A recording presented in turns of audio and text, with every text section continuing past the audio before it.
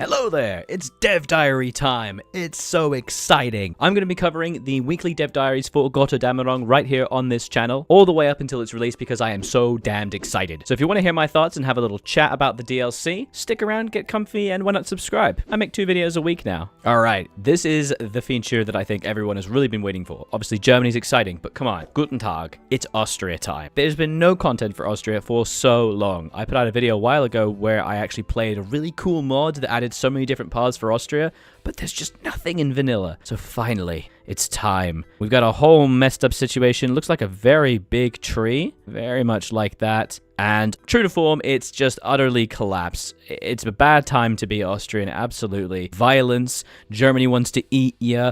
It's awful. Look at all these national spirits. Oh, stability down, insurance.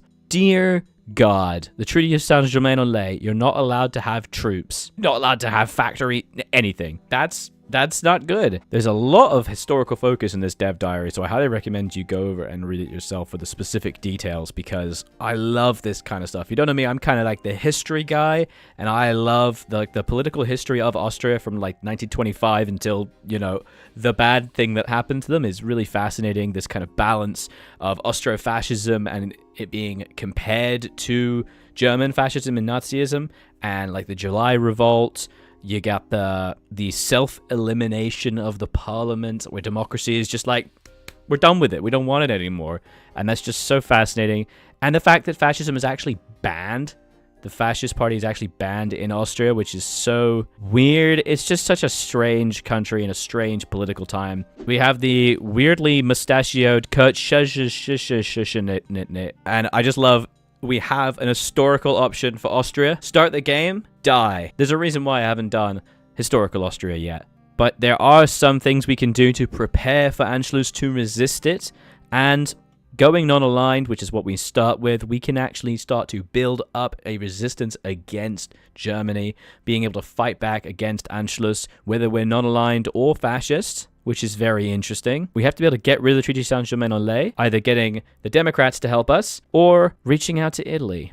And can we just tear the treaty up and get rid of it and probably be exploded by the rest of the world, or try and get everyone to agree? And then, from there, we can reform our army using the Heimwehr, and, oh, look at all this. Oh, look at all these focuses, baby.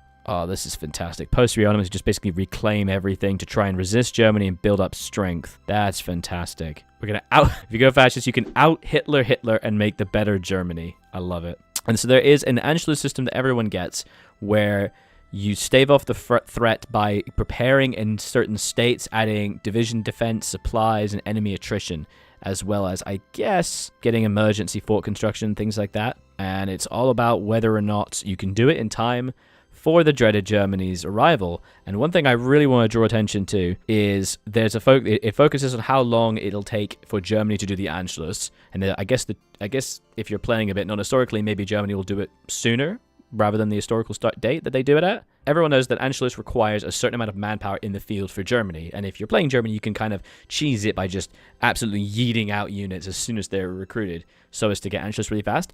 But now, the requirements for the focus have been revamped slightly to use a ratio of equipped manpower instead of a flat number of manpower, so the ability to cheese Anschluss is massively reduced. I'm excited for this. And of course, monarchism, we gotta get that Austro-Hungarian Empire. We gotta grow back. Big path here. Can't see a lot of the focuses themselves. I'm really looking forward to examining them in detail. You can rip up the May Constitution, and you can either go, okay, the Standard von Habsburg, or Ernst Rodiger Stormberg, who is a very weird guy, and ended up actually helping the Allies from Switzerland in our timeline. But he looks very sad. But we can make 2 different kind of empires. Rearm and make a new Austria-Hungary. But by doing that, what you actually get is puppeting. You don't actually annex them. You puppet Czechoslovakia and Hungary. And then from there, you can also seemingly just subjugate Poland, Romania, and Yugoslavia. And it's another one of those amazing decisions that I love in HOI, where you just click a button, and the AI will have like a 30% chance of being like, oh, okay, yeah, you can have my country. So good. At least it does say how to make them accept. Active non-aggression pact, stage a rally, and then you can do all kinds of other things to make it slightly more likely. But I bet you everyone is going to be just trying to grind through this to do this as fast as possible and then asking them to not accept it. Because if they refuse, you have to attack them. So then you can just annex Poland and Romania directly rather than having a lame old puppet. I can see that being the first thing I'm going to do. Weirdly, you can just take Switzerland as well. Just, hey, gimme. So that's pretty cool. We're going to grow very, very large. And then we do have a democratic branch as well, where we can bring back a democracy and, again, cut and just generally be a wonderful little democratic buddy and resist Germany that way. Some interesting little leaders. I don't know them very well because my knowledge of specific democratic candidates in the Austrian parliament is a bit low. We can then get a right to reform while democratic and start to align ourselves with the allies and then just be a resisting Germany. And finally, we have penultimately, we have the Danubian Federation, which is a kind of different monarchy. Very odd. And we can get the Danubian Unity, which is just odd. It feels kind of similar to the Habsburg one. I'm not really sure how this is going to be fundamentally separate. I guess it starts out as a faction, but it also does unlock the joint focus tree for Austria-Hungary. I bet this would be great for a multiplayer game, little collabs. That'd be cool as hell. And finally, we do have the communism branch. Imagine Austria going communist in 1937. That would just be so silly, but I love it. Austro-Marxism, and it was real. Yes, it was, but it's definitely weird. Reclaiming Red Vienna. Fantastic. Oh, we can go help out Spain as well and get university and get research slots. Okay. There's a lot you have to do. At least you can do some really nice economy stuff like emergency measures, getting 2 years of civil construction. That's pretty good. Getting free divisions. Okay. All right. Okay, so you get a forced civil war. That's not too bad. More forced civil wars I think would be great. I really like the German Civil War when they added that. I think that's a really good addition. I like more forced civil wars. I don't want to just be like, I'm a communist now.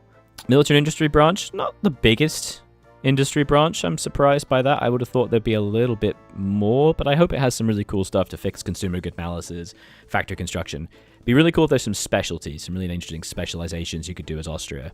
You know, like for multiplayer, it'd be really cool if Austria could have like a cool, unique specialization. Okay, you get more steel and a factory. Oh, let's go. Let's not have the 2,877% inflation rate. Let's try to avoid that. We have at least a small air branch, which is cool. We can get a little bit of planes. Yeah, not really prioritized. I'm not surprised. But what I'm really interested in, okay, is the Navy. That's right, the landlocked country. Give me a Navy. Let me see it, please. Got the army branch. Okay, it's a pretty big army branch, so we can kind of get the army together. Now, here it is. This is what I want. Boom. Let's go. Reestablish the Navy. Rebuild the Armada. I want to build an Austrian Navy. I want it, man. Let's go. Come on. You have to build a huge Navy as a landlocked country. I'm very excited for this. I really like the country of Austria. I really like the terrain. I really like how you get that little mountain split. It's so defensible, and it feels so underutilized and underappreciated in current HOI4 meta, and I think it'd be so cool to have a way better Austria. I am super stoked for Götterdämmerung and the expansion pass in general. If you are interested in checking out the DLC or you want to buy it ahead of time, costs the exact same and you get a Steam key, you can use my link that's in the description. I get a little cut of that, but it doesn't cost you anything, so that's nice. And I'm just super stoked for this. I mean, the artwork is great, but mainly all this content, I am hyped. Let me know in the comments what you think about this newest dev diary. And like I said, I'll be doing this every week, so make sure to subscribe and like the video. And I will see you at the very next dev diary. I'll also be streaming later on today. So if you want to check that out, you should subscribe as well. And check me out later on this evening. Thanks so much for watching, and I'll see you next week for Dev Diary Tuesday for the Monday breakdown of the dev diary. Bye-bye.